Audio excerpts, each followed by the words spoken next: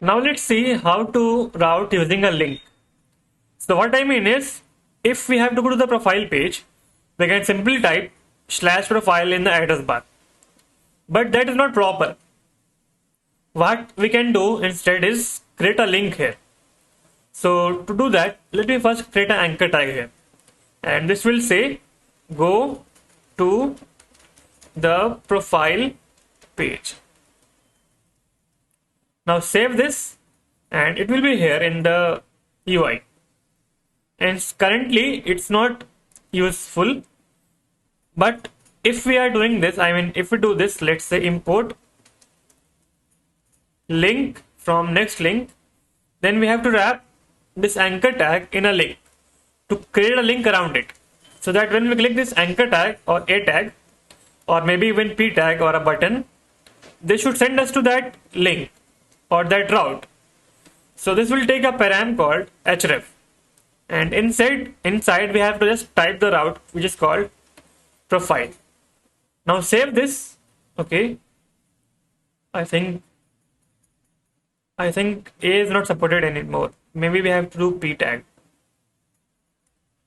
Now let me check. Yes. Now click this link and we will be on the profile page like this. Okay. The same thing we can do in the profile page as well. Let me copy this link tag, add it here. Now let me get this next link. Import link from next link and add it. They should be called as home page, and we have to just make it a /route like this. Now go to the profile page. We will be on the profile page with this p tag. Click it and we will be on the home page. So that's how link works.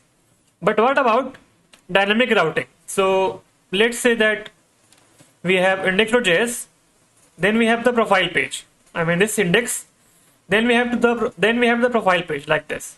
Okay. Now in the profile, we are getting an ID. So let's type /1. So we'll see this is a profile of 1.